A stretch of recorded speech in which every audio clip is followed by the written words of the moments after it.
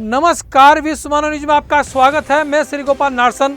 सबसे पहले मुख्य समाचारों पर एक नजर। अगले मुख्यमंत्री के रूप में भी अधिकांश लोग ममता बनर्जी को ही देखना चाहते हैं। सुप्रीम कोर्ट के सीनियर जज एनवी रमन्ना देश के अगले मुख्य न्यायाधीश होंगे। उत्तर प्रदेश के रामपुर में अब रात के समय होगी सफाई। किसान आंदोलन में बेटे के शामिल होने पर नाराज पिता ने उसे बेदखल कर दिया। उत्तर प्रदेश में बोर्ड परीक्षा 24 अप्रैल से शुरू। अब खबरें विस्तार से।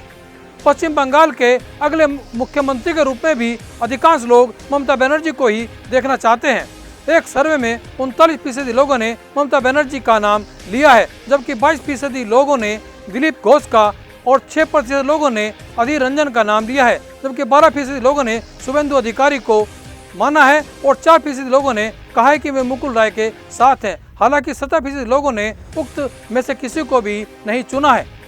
विश्व मानव न्यूज का असर आखिर सच साबित हुआ। सुप्रीम कोर्ट के सीनियर जज एनवी रमन्ना देश के अगले मुख्य न्यायाधीश होंगे।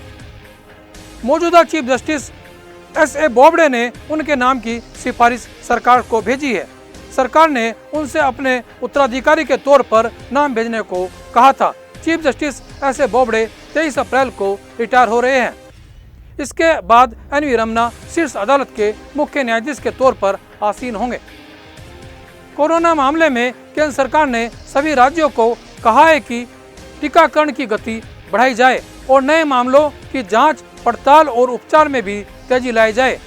जरूरत पड़ने पर स्थानीय स्तर पर जरूर नियंत्रण लगाया जा सकता है, लेकिन अंतर्राज्यीय आवागमन और माल की ढुलाई पर कोई रोक नहीं लगाई जा सकती। यह गाइडलाइन 1 अप्रैल से 30 अप्रैल तक लागू रहेगी। उत्तर प्रदेश के रामपुर में सफाई व्यवस्था में सुधार के लिए जिलाधिकारी रविंद्र कुमार मादंड ने अब प्रमुख बाजारों में रात के समय सफाई कराने के आदेश दिए हैं। इसके लिए नगर पालिका ने रोस्टर भी जारी कर दिया है।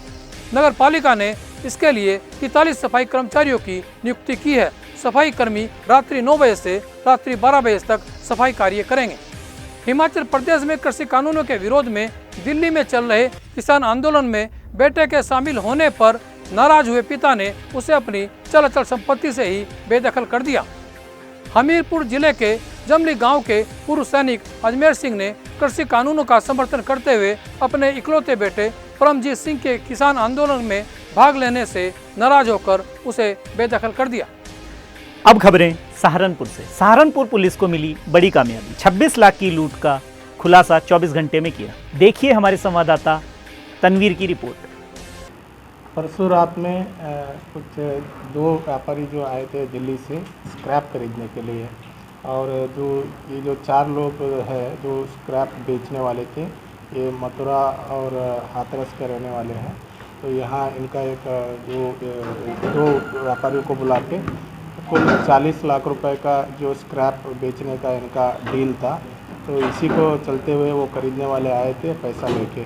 फिर इन लोगों ने दिन भर उनको इधर उधर घुमाते रहे और बताते रहे कि अभी हमारे साहब आएंगे, बॉस आएंगे करके। तो जब रात हो गई 9, साढ़े 9, 10 बज गई, तो तब इन लोगों ने उनको पैसा मांगा जो विदाउट जो स्क्रैप दिए बिना। तो उन लोगों ने मना कर दिया था, तो उनके साथ जोर ज़बरदस्ती कर दिया। तो जोर ज़बरदस्ती करके उनके पास जो बैग का पैसा था उसको छीन के भाग गए थे। तो सूचना मिल गई थी। तो सूचना मिलने के बाद हम लोगों ने टीम वगैरह गठित कर लिया गया था। तो गठित करने के बाद इसमें 2 अपराधियों का जो घटना में संलिप्त थे उनका गिरफ्तारी कर ली गई है। और इनमें से जो बैग से पैसा छीन के भागे थे वो 100% पैसा बरामद हो गया है। और 2 अभियुक्त और उनके पास एक जो अवैध अस्त्र भी बरामद हुआ है। और इसमें 2 और संलिप्त हैं, उनका गिरफ्तारी के लिए टीम गठित किया गया है। और पूरी टीम को डीआईजी साहब ने 25,000 रुपीज़ का इनाम घोषित कर दिया गया है। और जल्दी से जल्दी शेष अभियुक्तों का गिरफ्तारी करके गैंगस्टर का कार्रवाई भी की जाएगी। और जो विवेचना में और भी इनका क्या आपराधिक इतिहास है और कहाँ कहाँ इस तरह का किया गया है, इसको बहुत ही गहराई से छानबीन किया जाएगा और आगे की कार्रवाई की जाएगी। Thank you. क्षेत्र की कन्याओं को प्रोत्साहन देने के लिए खेमका गर्ल्स कॉलेज में वार्षिक पुरस्कार वितरण समारोह धूमधाम के साथ मनाया गया। पाठ्यक्रम में दो दिशाओं में नए प्रयासों की ज़रूरत है। एक तो जो दुनिया जिस ढंग से बदल रही है इसका सामना करने के लिए विद्यार्थियों को सक्षम बनाना चाहिए। चीज़ें बहुत तेज़ी के साथ बदल रही हैं, कुछ सही दिशा में हैं और सब कुछ को सही भी नहीं कहा जा सकता। विद्यार्थियों में इतना विवेक होना चाहिए कि उन परिस्थितियों को अपने ढंग से हैंडल कर सके और उसमें से रास्ता भी निकाल सके। केवल कुछ प्रश्नों के उत्तर दे देने से बात नहीं बनेगी, उनकी क्षमता सोचने की और समस्याओं को हैंडल करने की बननी चाहिए। दूसरी दिशा है जिसमें है कि बच्चे अपनी जड़ों से जुड़े, अपने पैरों पर खड़े हों, क्योंकि केवल दूर का सोचेंगे और अपने आसपास के परिवेश का नहीं सोचेंगे। आसपास में समाज है, आसपास में पर्यावरण है, इन सब बातों के साथ प्रकृति के साथ भी जुड़ना पड़ेगा। टेक्नोलॉजी का अपना रोल है, प्रकृति अपने आप में एक बहुत बड़ा फैक्टर है, बहुत बड़ा फैक्टर है। उसको इग्नोर करके आगे बढ़ेंगे तो कुछ नहीं होगा, अपनी जड़ों से कट जाएंगे। देहरादून रोड स्थित पीडब्ल्यूडी गेस्ट हाउस आरक्षण बचाओ संघर्ष समिति ने आज बैठक की। बैठक में समान शिक्षा प्रणाली एवं गरीबों की शिक्षा पर खास जोर दिया गया। आरक्षण बचाओ संघर्ष समिति को आज 10 साल पूरे हो गए हैं और 10 साल हमें संघर्ष करते हुए इस मुल्क के अंदर हो गए हैं। हम किन मुद्दों को लेकर संघर्ष कर रहे हैं ये मैं पुनः अपने कार्यकर्ताओं को यहाँ बताने के लिए और आपके माध्यम से देश की जनता को बताने के लिए आया हूँ।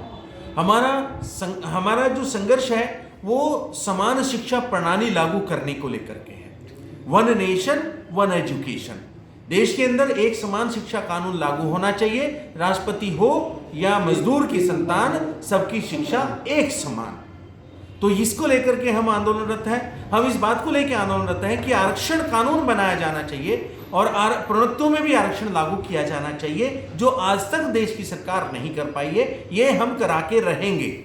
इससे हम कभी विमुख नहीं होंगे और कभी इस आंदोलन को नहीं छोड़ने वाले। हम सेनाओं के अंदर और हायर जुडिशरी के अंदर, हाई कोर्ट और सुप्रीम कोर्ट के अंदर एससी बीसी माइनॉरिटी और बैकवर्ड के, आदिवासियों के, अनुसूचित जातियों के जज उनकी संख्या के अनुपात में वहां रखे जाने चाहिए और जजों की नियुक्ति जुडिशियल कमीशन बना करके केंद्र सरकार द्वारा केंद्रीय जुडिशियल कमीशन आयोग बना करके जजों की नियुक्ति की जानी चाहिए। जुडिशियल ये जो कॉलेजियम सिस्टम है, ये जो कॉलेजियम सिस्टम है जजों की नियुक्ति का, ये बिल्कुल मान्य हमें नहीं है, क्योंकि ये फेयर नहीं है। वहां हमारे वर्गों का प्रतिनिधित्व नहीं हो पा रहा है, ये बेईमानी का व्यवस्था है। देश प्रदेश की तमाम खबरों को देखने के लिए जुड़े रहिए हमारे साथ। नमस्कार।